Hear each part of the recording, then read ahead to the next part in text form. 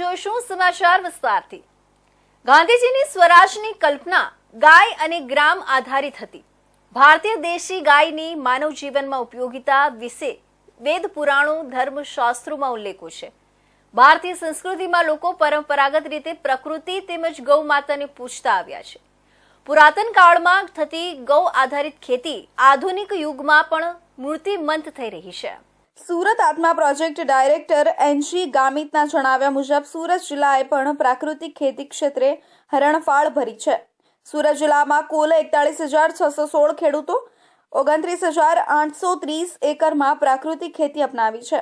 ખાસ કરીને શેરડીના પાક માટે 11,006 ખેડૂતો અને 9,275 એકર જમીનમાં પ્રાકૃતિક ખેતી કરી રહ્યા છે। સુરત જિલ્લાના 84 તાલુકાના દેલાડવા ગામના બે ભાઈઓ શૈલેષભાઈ અને વિજયભાઈ પટેલે પ્રાકૃતિક ખેતીનો એક નવો માઇલસ્ટોન સર કર્યો છે। 8 વીઘા જમીનમાં તેમણે શેરડીની પ્રાકૃતિક ખેતી અપનાવી અનોખી સિદ્ધિ હાંસલ કરી છે। આ વર્ષે સુરત જિલ્લામાં પ્રથમવાર શેરડીના સાંઠામાં 50 ઇન્ટરનોડ્સ જોવા મળ્યા છે, જે ગુણવત્તાયુક્ત ખેતીનો દાખલો છે। શૈલેષભાઈ અને વિજયભાઈ છેલ્લા 5 વર્ષથી પ્રાકૃતિક ખેતી કરી રહ્યા છે અને ખાસ કરીને શેરડીના પાકમાં તેમણે શાનદાર સફળતા હાંસલ કરી છે। તેમના ખેતરમાં 86,002 જાતની શેરડીનું વાવેતર 5 ફૂટ એટલે કે 165 સેન્ટીમીટરના અંતરે કરવામાં આવ્યું છે। હાલમાં શેરડીના પાકની કાપણી ચાલી રહી છે, જેનું અંદાજિત ઉત્પાદન 30 થી 35% દરે મળવાની અપેક્ષા છે। શેરડીના ગુણવત્તાવાળા સાંઠાની વાત કરીએ તો સામાન્ય રીતે 30 ઇન્ટરનોડ્સ જોવા મળે છે, પરંતુ શૈલેષભાઈ ખેતરમાં 45 થી 50 ઇન્ટરનોડ્સ મળી રહ્યા છે, જે તેમના પાકની ગુણવત્તા અને સાતત્યને દર્શાવે છે। આજરોજ અમે દેલાડવા ગામ તાલુકો 84 જિલ્લો સુરત ખાતે શૈલેષભાઈ અને વિક્રમભાઈના ફાર્મ વિજયભાઈના ફાર્મની મુલાકાત અમે આવ્યા છે। શેરડીનું વાવેતર કરેલ છે। 86,002 રોપાણ પાકનું હાલમાં હાર્વેસ્ટિંગ થઈ રહ્યું છે, જેમાં 5.5 ફૂટ મીન્સ 165 સેન્ટીમીટરના અંતરે વાવેતર કરેલ, સાથે આંતરપાક તરીકે સુરણની ખેતી કરેલ, જેમાં 8 વીઘામાંથી 8 મીન્સ 2 હેક્ટરમાંથી 8 લાખનું સુરણ એમણે વેચાણ કરેલ છે। સાથે સાથે પ્રાકૃતિક ખેતીમાં ખૂબ જ સારી કામગીરી કરી રહ્યા છે અને છેલ્લા 5 વર્ષથી પ્રાકૃતિક ખેતી કરે છે। હાલમાં એમની જે શેરડી જોતા લગભગ 30 થી 35 ટન જેટલું ઉત્પાદન આવશે। શૈલેષભાઈ અને વિજયભાઈએ શેરડી સાથે આંતરપાક તરીકે સુરણની ખેતી પણ કરી છે, જેમાં કુલ 8 વીઘામાંથી 8 લાખ રૂપિયાનું વેચાણ કર્યું છે। પ્રાકૃતિક ખેતીના ઉપયોગથી તેઓને કોઈ જાતના રાસાયણિક ઉપદ્રવ કે જીવાતનો ફફડાટ થયો નથી, જેમ કે સફેદ માખીનો ઉપદ્રવ ટાળવામાં તેઓ સફળ રહ્યા છે।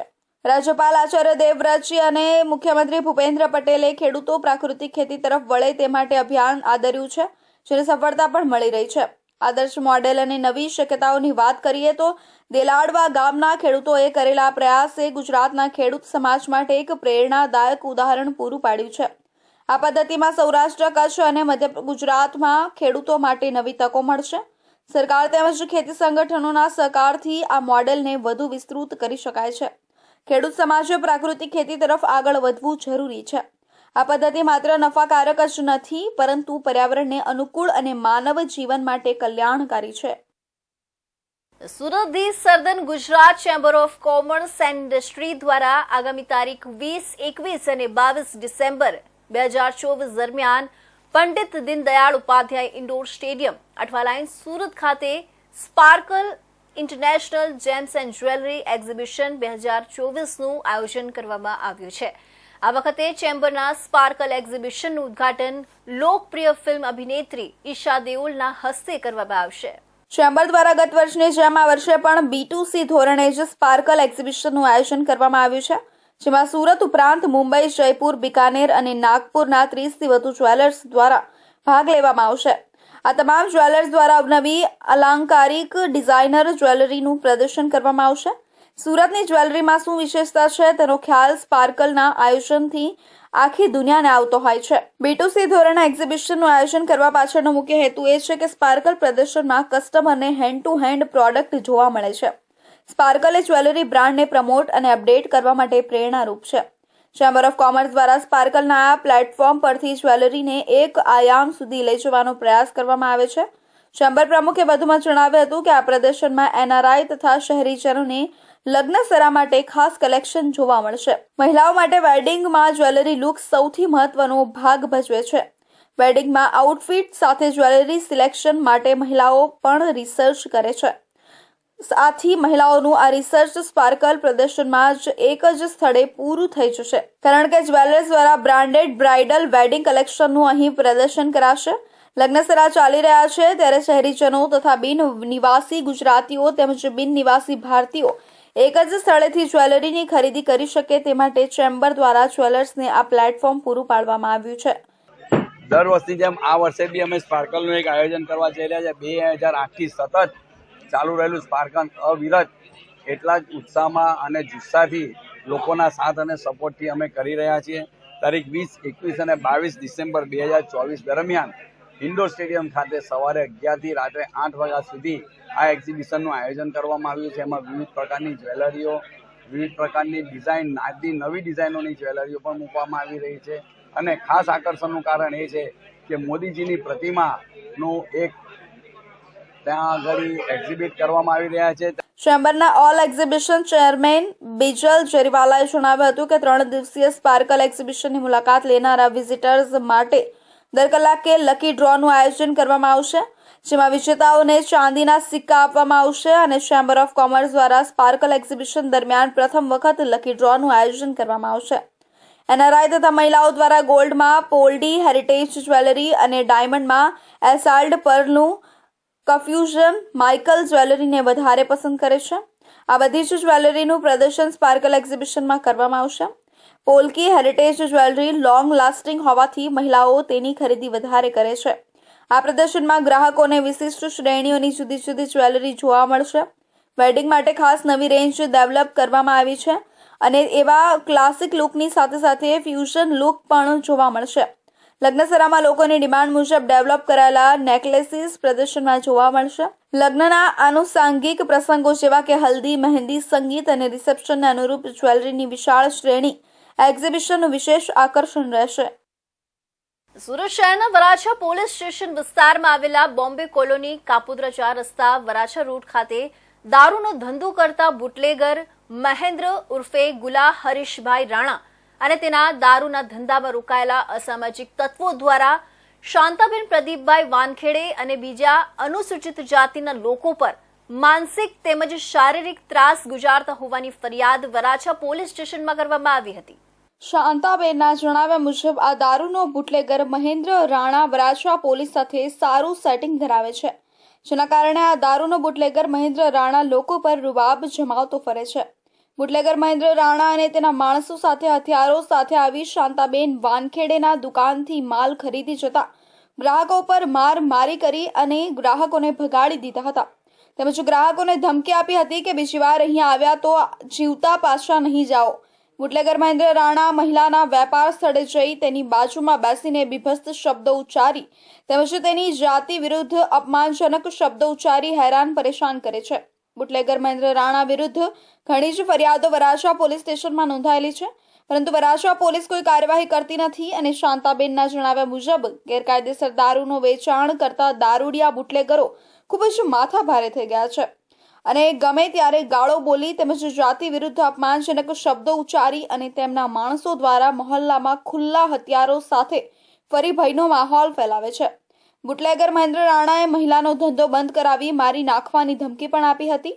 આવા ત્રાસથી કંટાળી છે શાંતાબેને વરાછા પોલીસ સ્ટેશનમાં ફરિયાદ આપતા પોલીસે બુટલેગર મહેન્દ્ર રાણાને બોલાવતા તેઓ ખૂબ જ ગુસ્સે થઈ ગયા હતા અને બુટલેગર મહેન્દ્ર રાણાએ અરુણાબેન દિગંબરભાઈ વાનખેડે અને રૂખમેરાબેન દશરથભાઈ ભીસે ઉપર બંને આધેડ મહિલાઓને અસહ્ય માર માર્યો હતો. તેથી શાંતાબેને પોલીસ કંટ્રોલ રૂમ અને અભય ટીમને જાણ કરતા અભય ટીમ આવી મહિલાને વધુ મારતા બચાવી હતી. વરાછા પોલીસે ફરિયાદી મહિલાના પતિને પણ આરોપી બનવાની ધમકી આપી અને તેને તોડી નાખી જેલમાં મોકલવાની પણ ધમકી આપી હતી.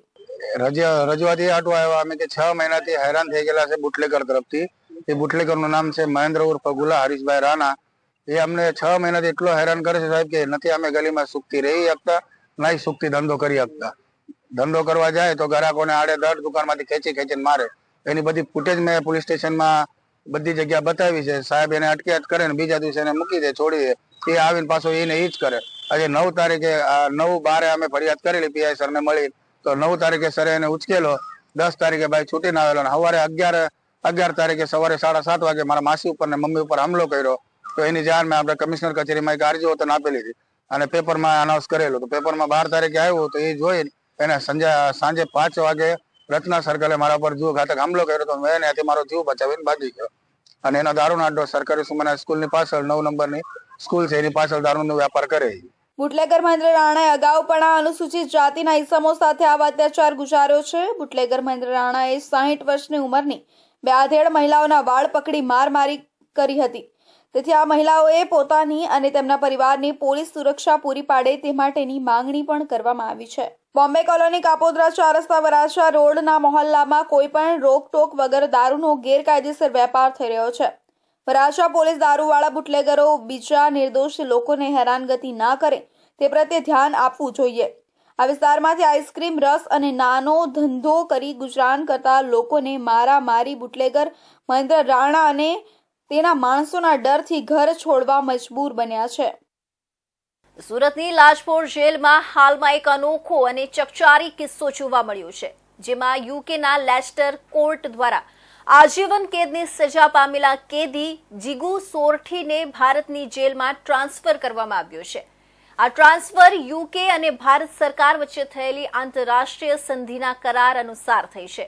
આ ઘટના વિશેષ રીતે મહત્વની છે, કારણ કે સંધિ હેઠળ કેદી ટ્રાન્સફરનો કદાચ આ પ્રથમ દસ્તાવેજીકૃત કિસ્સો હોવાનું જાણવા મળે છે. કેદી જીગુ સોરઠી એક ભયાનક હત્યાકાંડના કારણે કુખ્યાત છે. વર્ષ 2020માં યુકેના લેસ્ટર શહેરમાં જીગુએ પોતાની મંગેતર ભાવિની પ્રવીણની ક્રૂરતાથી હત્યા કરી હતી. તેણે ચપ્પુના ઘા મારીને ભાવિનીને મોતને ઘાટ ઉતારી હતી. આ ઘટનાએ યુકેમાં જ નહીં પરંતુ જીગુના વતન ભારતમાં પણ ચકચાર મચાવી હતી. ક્રૂરતા અને બર્બરતાથી ભરેલા આ હત્યાકાંડમાં લેસ્ટર કોર્ટે જીગુને 28 વર્ષની આજીવન કેદની સજા ફટકારી હતી. કોર્ટના નિર્ણય દરમિયાન જે ટિપ્પણી કરવામાં આવી હતી એ આ કિસ્સાની ગંભીરતાનું સ્પષ્ટ પ્રતિબિંબ છે. કોર્ટે જણાવ્યું હતું કે આ હત્યાકાંડ અત્યંત ભયાનક છે અને તેમની મંગેતરનું જીવન સુંદર ભવિષ્ય તરફ આગળ વધી રહ્યું હતું, જે ક્રૂરતાથી છીનવાઈ ગયું. 4 વર્ષ સુધી યુકેની જેલમાં સજા ભોગવ્યા બાદ જીગુ સોરઠીના પરિવારજનોએ તેમને વતન ભારતની જેલમાં મોકલવા માટે સરકાર સમક્ષ અપીલ કરી હતી. આ માટે યુકે અને ભારત વચ્ચેના આંતરરાષ્ટ્રીય કરાર અનુસાર કાયદેસર પ્રક્રિયા હાથ ધરવામાં આવી. બંને દેશોના અધિકારીઓ અને એમ્બેસીના સંકલન બાદ ટ્રાન્સફરને મંજૂરી આપવામાં આવી. ગત 16 ડિસેમ્બરે બ્રિટિશ એસ્કોર્ટ સ્ટાફે જીગુને સુરક્ષિત રીતે યુકેથી દિલ્હી પહોંચાડ્યો હતો. એ સમયે સુરત પોલીસનું એક વિશેષ પદાધિકારી દળ, જેમાં ડીવાયએસપી અને પીઆઈ સહિતના અધિકારીઓ કેદીનો કબજો લેવા માટે દિલ્હી પહોંચ્યા હતા. અહીં યુકે અને ભારતના પોલીસ અધિકારીઓ વચ્ચે કેદીની આપ-લે માટે કાયદેસર પ્રક્રિયા પૂર્ણ કરવામાં આવી હતી.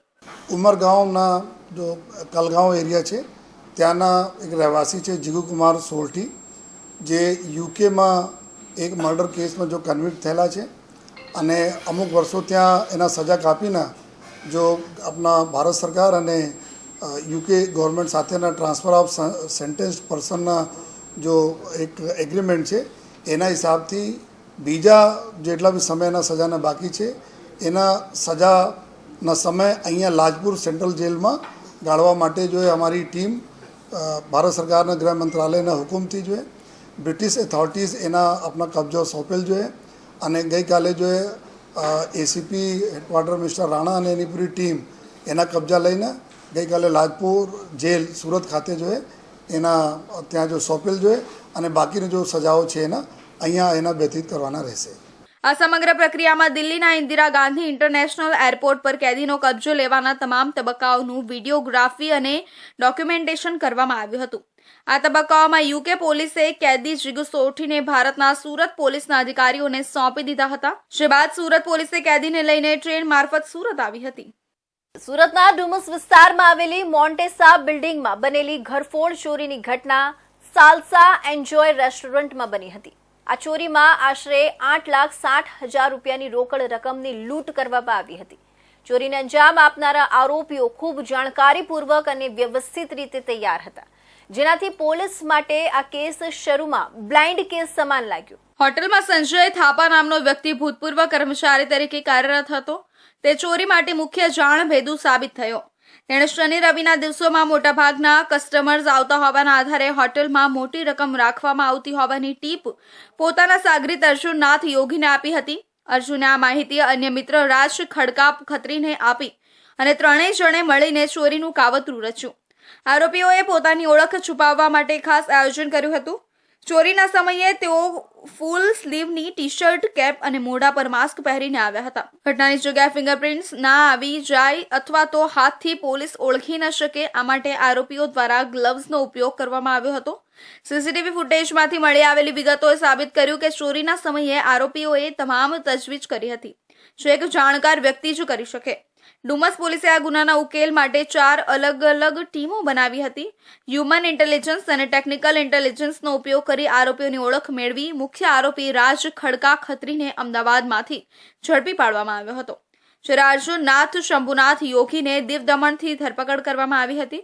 પોલીસે રાજ પાસેથી 4 લાખ રૂપિયાની રકમ કબજે કરી, જ્યારે અર્જુન પાસેથી 1.50 લાખ રૂપિયાની રકમ જપ્ત કરી હતી.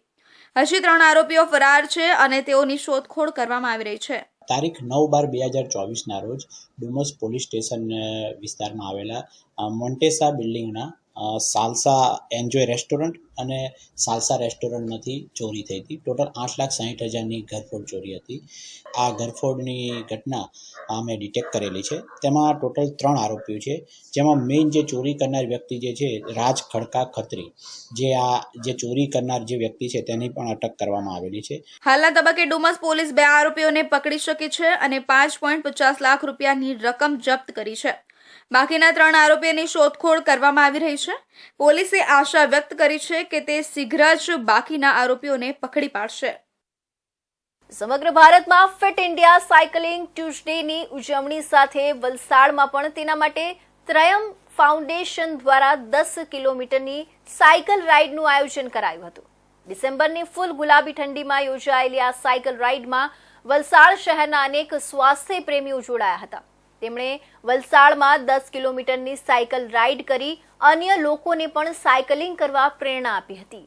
સમગ્ર ભારતમાં ફિટ ઇન્ડિયા સાયકલિંગ ટ્યુઝડેની ઉજવણી સાથે વલસાડમાં પણ તેના માટે ત્રયમ ફાઉન્ડેશન દ્વારા 10 કિલોમીટરની સાયકલ રાઇડનું આયોજન કરાયું હતું. ડિસેમ્બરની ફૂલ ગુલાબી ઠંડીમાં યોજાયેલી આ સાયકલ રાઇડમાં વલસાડ શહેરના અનેક સ્વાસ્થ્ય પ્રેમીઓ જોડાયા હતા. તેમણે વલસાડમાં 10 કિલોમીટરની સાયકલ રાઇડ કરી અન્ય લોકોને પણ સાયકલિંગ કરવા પ્રેરણા આપી હતી. વલસાડના લોકો શિયાળાના દિવસોમાં રેગ્યુલર સાયકલિંગ કરવા તરફ વળે અને તંદુરસ્ત બને તે માટે ખાસ સાયકલિંગ ઇવેન્ટનું આયોજન કરવામાં આવ્યું હતું. આ ઇવેન્ટની જાહેરાત સોમવારે કરાઈ હતી અને તેની જાહેરાત સાથે માત્ર 1 દિવસમાં 39 લોકોએ તેમાં રજીસ્ટ્રેશન કરાવ્યું હતું અને તેઓ આ સાયકલ રાઇડમાં જોડાયા હતા. જ્યારે ત્રયમ ફાઉન્ડેશનના સ્થાપક સભ્ય વલસાડના ડેન્ટિસ્ટ ડોક્ટર ભૈરવીબેન જોશીએ દિલ્હી ખાતે કેન્દ્રના લેબર અને એમ્પ્લોયમેન્ટ મિનિસ્ટર મનસુખભાઈ માંડવિયાની મુખ્ય ઇવેન્ટમાં સાયકલિંગ કર્યું હતું. જ્યારે તેમની સંસ્થા દ્વારા યોજાયેલી ઇવેન્ટમાં વલસાડના અનેક સાયકલિસ્ટો જોડાયા હતા, જેમાં નાના બાળકોથી લઈ વડીલો અને મહિલાઓ પણ સહભાગી થઈ હતી. આ સમગ્ર કાર્યક્રમનું આયોજનમાં ત્રયમ ફાઉન્ડેશનના ખુશ્બુ વૈદ્ય, વિભા દેસાઈએ ભારે જહેમત ઉઠાવી હતી. આ સાયકલ રાઇડના આયોજનમાં વલસાડ રેસર્સના સભ્યો નિતેશ પટેલ અને પ્રિતેશ પટેલ પણ સહભાગી થયા હતા. સેલવાસમાં ફિટનેસ અને વેલનેસને પ્રોત્સાહન આપતી સાયકલોથોન ઇવેન્ટ યોજાઈ. ફિટ ઇન્ડિયા અભિયાનના ભાગરૂપે સેલવાસના કેન્દ્ર શાસિત પ્રદેશમાં સાયક્લોથોન ઇવેન્ટનું સફળતાપૂર્વક આયોજન કરવામાં આવ્યું હતું. આ ઇવેન્ટનો ઉદ્દેશ્ય શારીરિક પ્રવૃત્તિને પ્રોત્સાહિત કરવાનો, સ્વાસ્થ્યને પ્રોત્સાહન આપવાનો અને નાગરિકોને ફિટનેસના મહત્વ પ્રત્યે જાગૃત કરવાનો હતો. નાયબ જિલ્લા કલેક્ટર અમિત કુમાર અને ખેલો ઇન્ડિયા સંયોજક અક્ષય કોટલવાર દ્વારા સાયક્લોથોનને ફ્લેગ ઓફ કરવામાં આવ્યું હતું. કાર્યક્રમ શરૂ થાય તે પહેલા મહાનુભાવોએ ડોકમરડીમાં ખેલો ઇન્ડિયા સ્ટેટ સેન્ટર ખાતે ભેગા થયેલા સાયકલ સવારોને શપથ લેવડાવ્યા હતા. આ શપથ દૈનિક જીવનમાં નિયમિત શારીરિક પ્રવૃત્તિ અને તંદુરસ્તીના મહત્વ પર ભાર મૂકે છે. યુવા બાબતો અને રમતગમત મંત્રાલય દ્વારા 17 ડિસેમ્બર 2024ના રોજ સમગ્ર ભારતમાં ફિટનેસ ઇન્ડિયા સાયક્લોથોનનું આયોજન કરવામાં આવ્યું હતું. આ ઇવેન્ટમાં શારીરિક પ્રવૃત્તિને પ્રોત્સાહન આપવાનો પ્રયાસ કરવામાં આવ્યો હતો. ખાસ કરીને સાયકલ ચલાવવાને તંદુરસ્ત જીવનશૈલીના એક મહત્વપૂર્ણ ઘટક તરીકે નાગરિકોને નિયમિત શારીરિક વ્યાયામમાં જોડાવા માટે પ્રોત્સાહિત કરીને ઇવેન્ટનો ઉદ્દેશ્ય વ્યક્તિઓને સ્વાસ્થ્ય આદતો અપનાવવા અને તેમની એકંદર સુખાકારીમાં સુધારો કરવા પ્રેરણા આપવાનો હતો. સેલવાસમાં સાયક્લોથોન ઇવેન્ટને સ્થાનિક સમુદાય દ્વારા સારો પ્રતિસાદ મળ્યો હતો, જેમાં અસંખ્ય સાયકલ સવારોએ ભાગ લીધો હતો. આ પહેલની સફળતા ભારતમાં ફિટનેસ અને શારીરિક પ્રવૃત્તિના મહત્વ વિશે વધતી જતી જાગૃતિ દર્શાવે છે. ફિટનેસ ઇન્ડિયા સાયક્લોથોન જેવી ઇવેન્ટ્સને પ્રોત્સાહન આપીને સરકારનો હેતુ સમગ્ર દેશમાં ફિટનેસ અને વેલનેસની સંસ્કૃતિ બનાવવાનો છે. આ પહેલ લાખો ભારતીયોને સ્વસ્થ જીવનશૈલી અપનાવવા માટે પ્રેરિત કરે તેવી અપેક્ષા છે, જેનાથી શારીરિક અને માનસિક સ્વાસ્થ્યમાં સુધારો થશે. નિષ્કર્ષમાં ફિટ ઇન્ડિયા ઝુંબેશના ભાગરૂપે સેલવાસમાં યોજાયેલી સાયક્લોથોન ઇવેન્ટને જબરદસ્ત સફળતા મળી હતી. શારીરિક પ્રવૃત્તિ અને ફિટનેસને પ્રોત્સાહન આપીને આવી પહેલો ભારતના સ્વાસ્થ્ય અને સુખાકારીના लैंडस्केप ने बदलवानी क्षमता धरावे छे। आज सिलवासा में फिट इंडिया साइकिलिंग इवेंट का आयोजन हुआ, जिसमें आपने देखा काफ़ी लोगों ने पार्टिसिपेट किया। और जो इसका आज का इवेंट है, इसका मोटो ये है कि pedal for pollution free and fit future. तो ये इसलिए क्योंकि अगर हम साइकिलिंग में पार्टिसिपेट करते हो तो एक तो हमारा हेल्थ भी बनता है, और अगर हमारा ऑफिस या वर्किंग स्पेस नियर बाई है तो हम एक pollution free mode of transport भी यूज़ करते हैं साइकिलिंग के माध्यम से। साथ में ये है कि बच्चों के लिए साइकिलिंग इसलिए भी इम्पोर्टेंट है कि एक तरह से हॉबी में भी लोग फॉर्म ऑफ हॉबी परस्यू करते हैं, और काफ़ी लोग हैं जो साइकिलिंग का इवेंट साइकिलिंग में पार्ट लेके काफ़ी लंबे समय तक अपने आप को फिट रखते हैं। और एक मोटो ये भी था हमारा कि एटलीस्ट 30 मिनट्स हम डेली स्पेयर करें अपने हेल्दी हैबिट्स के लिए, ताकि हम फिट रह सकें। Thank you. आज साइकिल इवेंट है, इसमें मुझे सहयोग देके बहुत अच्छा लगा। हर महिला को डेली साइकिल चलानी चाहिए, और अगर महिला स्वस्थ रहेगी तो ये देश भी स्वस्थ रहेगा। प्रधानमंत्री नरेंद्र मोदी भी साइकिल चलाते हैं, और उनके सहयोग में भी हर महिला और हर पुरुषों को सहयोग देना चाहिए। प्रधानमंत्री के फिट इंडिया प्रोग्राम के तहत हमें रोज 30 मिनट एक्सरसाइज करना चाहिए। साइकिल चलाने से हमारा स्वास्थ्य तो सही रहेगा, बट हमारा पोल्यूशन भी कम होगा, और ग्लोबल वार्मिंग कम करने में भी हमें हेल्प होगी। सो हमें रोज साइकिल चलाना चाहिए। केन्द्र शासित प्रदेश सेलवास खाते फिट इंडिया अभियान अंतर्गत साइक्लोथोनનું આયોજન કરવામાં આવ્યું। ડોકમાડી સ્થિત ખેલો ઇન્ડિયા સ્ટેટ સેન્ટર ખાતે એકત્રિત સાયકલિસ્ટ સ્પર્ધકોને શપથ લેવડાવી નાયબ જિલ્લા કલેક્ટર અમિત કુમાર અને ખેલો ઇન્ડિયા સંયોજક અક્ષય કોટલવારે લીલી ઝંડી બતાવી સાયકલ વીરોને પ્રસ્થાન કરાવ્યું હતું। યુવા કાર્યક્રમ અને રમત મંત્રાલય દ્વારા સમગ્ર ભારત દેશમાં 17 ડિસેમ્બર 2024ના રોજ આયોજિત ફિટનેસ ઇન્ડિયા સાયક્લોથોનનો ઉદ્દેશ્ય દેશની શારીરિક ગતિવિધિઓ માટે પ્રોત્સાહિત કરવા, તંદુરસ્તોસાઈને પ્રોત્સાહન આપવું અને નાગરિકોને ફિટનેસ માટે પ્રતિભાવ આપવો। આ માર્ગદર્શિકા દ્વારા આ સંદેશ આપવામાં આવશે કે નિયમિત શારીરિક કસરત, ખાસ કરીને સાયકલિંગ, જીવનમાં માનસિક અને શારીરિક સ્વાસ્થ્ય માટે અત્યંત ફાયદાકારક છે। ભરૂચ જિલ્લાના ઝઘડિયા જીઆઈડીસીમાં 10 વર્ષીય બાળકી સાથે અપહરણ અને દુષ્કર્મની ઘટના બની હતી, જેમાં તેની બાજુમાં જ રહેતા 36 વર્ષીય હવસખોરે આ સમગ્ર ઘટનાને અંજામ આપ્યો હોવાનું ઘટસ્ફોટ થયો છે। હાલમાં પોલીસે આરોપીને દબોચી અપહરણ, પોક્સો અને દુષ્કર્મ સહિતની કલમો નોંધી તપાસ હાથ ધરી છે। ઝઘડિયા જીઆઈડીસી વિસ્તારમાં મજૂરી કામ કરી પોતાનું જીવન નિર્વાહ ચલાવતા પરિવાર પર જાણે આબ ફાટ્યો હોય તેવો કિસ્સો સામે આવ્યો છે, જેમાં પોતાના મકાન નજીક રમી રહેલી માસૂમ 10 વર્ષીય બાળકીને તેની જ બાજુમાં રહેતો 36 વર્ષીય શખ્સ અપહરણ કરીને મકાનની પાછળ આવેલી ઊંચી દિવાલ પર ઉંચકી ઝાડીઓમાં લઈ ગયો હતો। ત્યાં નરાધમે 10 વર્ષીય બાળકીને મારીને તેની સાથે દુષ્કર્મ આચર્યું હતું। આ નરાધમની વિકૃતતા એટલી હદ વટાવી ગઈ હતી કે બાળકીના ગુપ્તાંગમાં ગંભીર ઈજાઓ પહોંચતા માસૂમ દર્દને કારણે કણસી રહી હતી। તેમ છતાંય હવસખોરે દયા વગર પોતાની હવસ સંતોષી બાળકીને લોહીલુહાણ હાલતમાં મૂકીને ભાગી ગયો હતો। આ બાળકીને એટલી ગંભીર ઈજાઓ પહોંચી હતી કે તેનાથી ઊભું પણ થવાતું ન હતું, જેથી તે ત્યાંથી ઢસડતી તેના મકાન પાસેની દિવાલ સુધી પહોંચીને પોતાની માતાને બૂમો પાડવા લાગી હતી। આ સાથે ત્યાં વાસણ માંજી રહેલી તેની માતાએ પોતાની પુત્રીનો અવાજ સાંભળતા જ ઉપર ચડીને જોતા જ ચોંકી ઉઠી હતી। માતા તાત્કાલિક બાજુમાં રહેતા અન્ય લોકોને બોલાવી તાત્કાલિક તેને સારવાર અર્થે ભરૂચ સિવિલ હોસ્પિટલમાં લઈને પહોંચી હતી, જ્યાં હાજર તબીબોએ બાળકીની હાલત જોઈ તેની સારવાર કરતા તેઓના પણ હાથ કાપવા લાગ્યા હતા.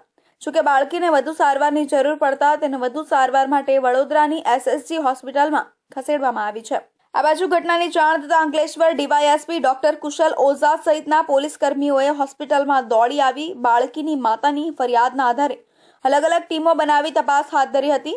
આ સમય દરમિયાન પોલીસે માહિતીના આધારે તેની બાજુમાં રહેતા હવસખોરને ઝડપી પાડ્યો હતો, જેની કડક પૂછપરછ કરતા તે ભાગી પડ્યો હતો અને પોતાના ગુનાની કબૂલાત કરી હતી, જેથી ઝઘડિયા પોલીસે તેની સામે અપહરણ, પોક્સો અને દુષ્કર્મ સહિતની કલમો નોંધી વધુ તપાસ હાથ ધરી છે. આ અંગે ડીવાયએસપી ડોક્ટર કુશલ ઓઝાએ જણાવ્યું હતું કે હાલ બાળકીની તબિયત સ્થિર છે. પોલીસની ટીમે ગણતરીના કલાકોમાં આરોપીને ઝડપી લીધો હતો અને આરોપી ઝારખંડનો છે અને બાળકીની બાજુમાં રહે છે અને મજૂરી કરીને ગુજરાન ચલાવતો હતો. હાલ આરોપીના રિમાન્ડની તજવીજ હાથ ધરવામાં આવી છે.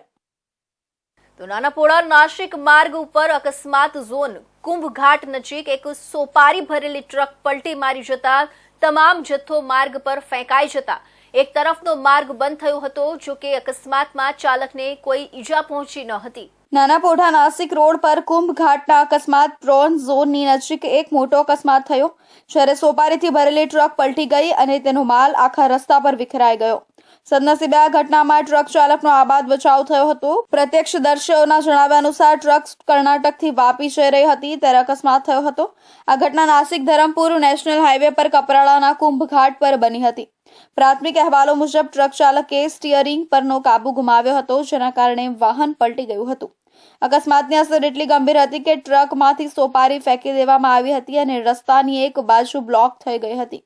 પરિસ્થિતિને કાબૂમાં લેવા પોલીસ અને સ્થાનિક અધિકારીઓ ઘટનાસ્થળે દોડી ગયા હતા. ટ્રાફિક ડાયવર્ટ કરવામાં આવ્યો હતો અને છૂટાછવાયા સોપારીઓમાંથી રસ્તો સાફ કરવામાં આવ્યો હતો. અકસ્માતનું ચોક્કસ કારણ જાણવા માટે ઘટનાની તપાસ શરૂ કરવામાં આવી છે. પોલીસ ટ્રકના ફિટનેસ સર્ટિફિકેટ અને ડ્રાઈવરના લાયસન્સની પણ તપાસ કરી રહી છે કે શું કોઈ નિયમોનું ઉલ્લંઘન થયું છે.